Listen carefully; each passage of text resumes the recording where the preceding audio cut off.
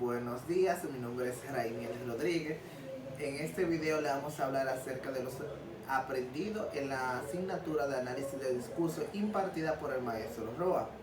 Esta asignatura fue impartida en 4 módulos y una reflexión de un libro.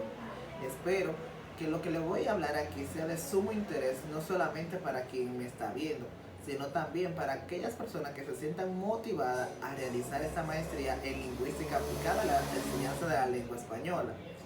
En la primera unidad, que fue Conceptos fundamentales del análisis de discurso, comienzo con una frase de Theo van Dijk que dice: el lenguaje y el discurso son fundamentales y constitutivos del humano y de la sociedad. Pero ¿de qué hablamos en esta unidad que fueron los conceptos fundamentales del análisis de discurso? Bueno, pues los seres humanos somos seres lingüísticos y sociales por excelencia, dos nociones y aspectos claves relacionados con la naturaleza humana al momento de entender lo que representa un discurso.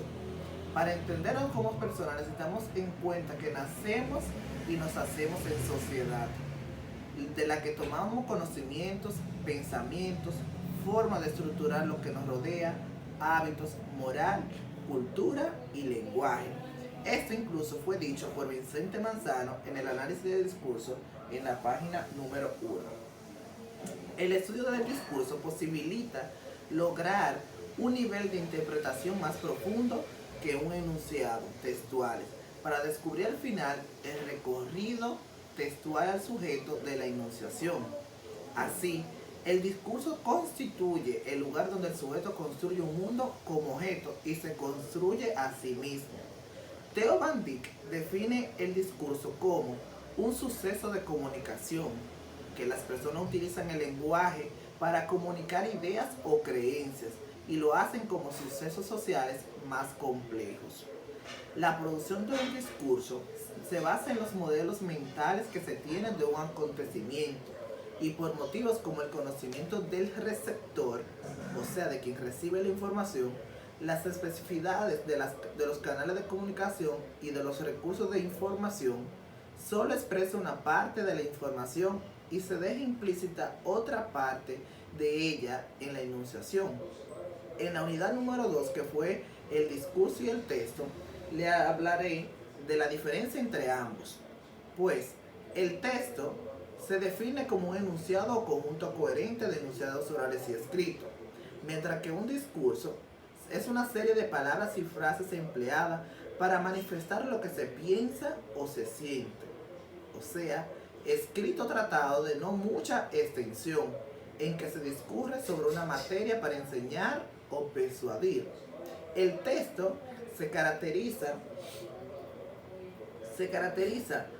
por tener dos funciones básicas, la comunicativa y la generadora de significados, mientras que la característica de un discurso es la formulación de interacción independiente de 4 aspectos: la enunciación, la frase, el uso y el contexto. Un texto, es necesario que el texto tenga coherencia y cohesión en su estructura, mientras que el discurso es necesario que tenga como esencia su razón de ser, que pretenda obtener de sus receptores y que paradigmas interpretarán o plantearán de manera innovadora. Luego, en una unidad número 3, que fue el discurso y los actos de habla, nosotros vimos lo siguiente: que los actos de habla se definen por una intención determinada del hablante, o sea, una fuerza ilocutiva, y por efecto que producen en el oyente, que es el efecto perlocutivo. Así, es decir, un ejemplo: ¿qué calor hace aquí? En determinadas circunstancias puede ser interpretado como un ruego, o sea, un acto ilocutivo. Para que alguien abra una ventana, podría ser un acto perlocutivo. Podemos decir, pues, que la realización de un acto de habla posee 3 dimensiones o consiste en la realización simultánea de 3 actos: un acto ilocutivo, un acto locutivo y un acto perlocutivo. Estos son los 3 tipos diferentes de habla implicados en la emisión de un enunciado, de acuerdo a la teoría de los actos de habla de Austin. En aquellos casos en los que se forma del enunciado no refleja a modo directo su propósito comunicativo, se habla de actos de hablas indirectos.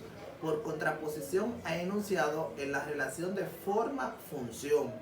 Es directa, como por ejemplo, por favor, cierra la ventana. Así, por ejemplo, el enunciado, ¿puede pasarme la sal? No es una solicitud de información, sino una forma indirecta de pedirle al interlocutor que realice una acción específica. El filósofo Schiller estableció una clasificación de actos de habla en 5 categorías en función a su fuerza ilocutiva. Habla así de actos asertivos, con lo que decimos a otro cómo son las cosas. O sea, este libro está en español. El acto directo, con lo que estamos tratando de conseguir que se hagan cosas. Por ejemplo, por favor, cierra la puerta. Los actos comprometitivos, con lo que nos comprometemos a hacer cosas. Un ejemplo, mañana te llevaré al cine. Los actos expresivos, con lo que expresamos nuestros sentimientos. O sea, siento llegar tarde. Y actos declarativos, con lo que producimos cambio en el estado de las cosas. O sea, cuando el padre dice, os declaro marido y mujer. Finalmente, el discurso está compuesto por un conjunto de actos de habla que contiene una intención macroestructural implícita en todo el discurso. En el corpus analizado, la intención macroestructural es la persuasión.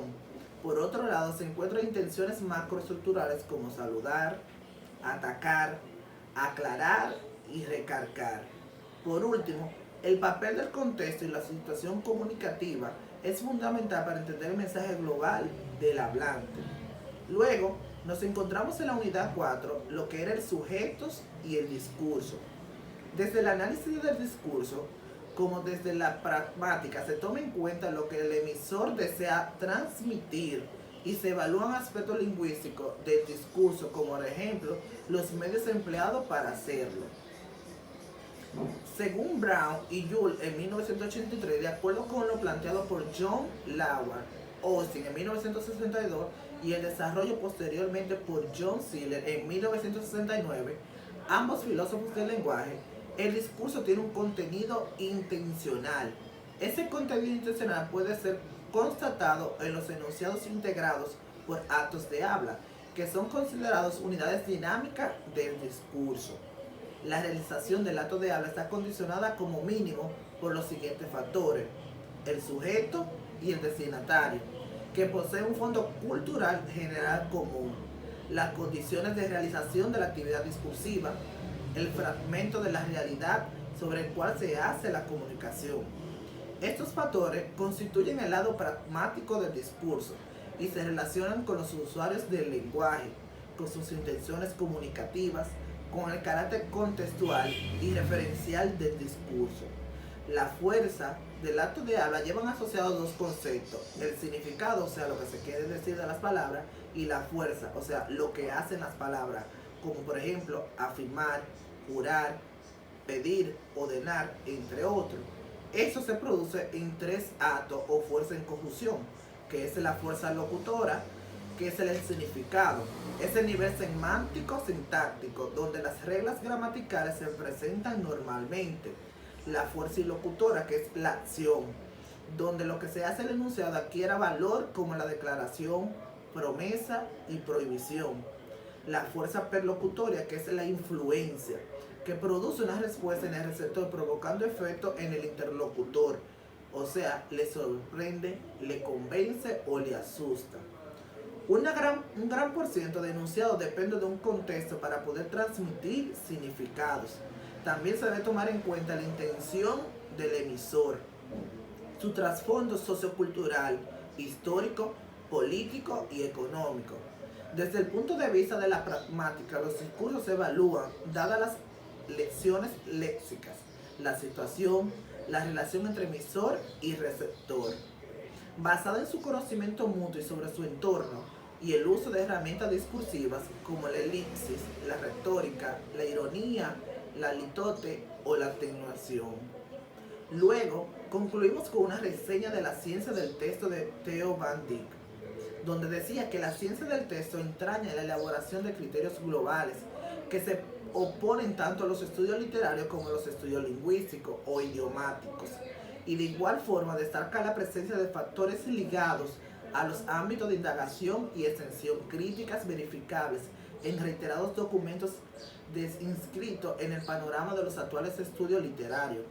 El lingüista de origen holandés Theo van Dijk abre el primer capítulo de la ciencia del texto como una constancia de que va desplegando detalladamente con la finalidad de demostrar que la mayoría de los atributos de los textos literarios coexisten con elementos más comunes, tramas provenientes de relatos subjetivos, cotidianos o textos publicitarios. También señala que las estructuras y funciones literarias regularmente logran explicarse de manera adecuada cuando se incorporan aquellos conocimientos relacionados a los rasgos globales de los textos y sus utilizaciones. Este libro es excelente debido a que nosotros como maestros nos permite tratar o aislar determinados aspectos de estas disciplinas científicas, a saber, de las estructuras y el uso de formas de comunicación textual y de sus análisis dentro de un marco integrado e interdisciplinario, a través de esas estructuras gramaticales, sean sintácticas, semántico-pragmáticas, estilísticas y esquemáticas, y de su conexión mutua.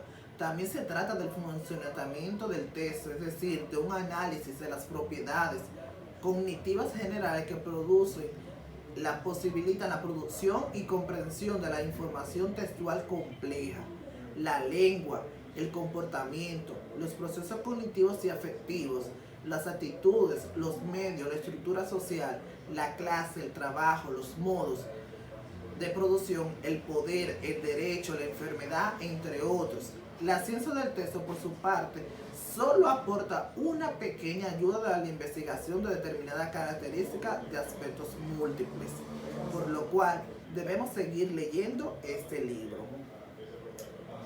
Dice Gottfried Leibniz: la experiencia del mundo no consiste en el número de cosas que se han visto, sino en el número de cosas sobre las que se ha reflexionado con fruto. En esta ocasión me queda como aprendizaje que la lectura y especialmente la escritura tienen un valor epistemístico, es decir, son poderosas herramientas al servicio del aprendizaje de los contenidos de las diferentes formas de aprender. En términos de Heidegger, aprender contenido implica el aprendizaje del lenguaje, en que se construyen esos contenidos de manera de aprender el uso del lenguaje de una disciplina que favorece también los procesos de aprendizaje de conceptos en este marco. En consecuencia, proponer que nosotros los estudiantes hagamos operaciones intelectuales con los contenidos disciplinarios que se deben aprender demanda también el ejercicio de práctica de lectura y escritura a través de género, que como ya se señaló, son novedosos para cada uno de nosotros. Estas prácticas deben de ser acompañadas de la reflexión sobre las estructuras de los textos y los recursos lingüísticos puestos en juego. Finalmente, el ser humano nunca termina de aprender ni de anhelarlo. La capacidad de asombro ante lo nuevo y relevante se mantiene latente y lo acompaña durante toda su vida, por lo cual debo seguir infiriendo en todos los temas que se relacionan a la estructura y análisis del discurso. Muchas gracias y espero que les haya gustado mi video.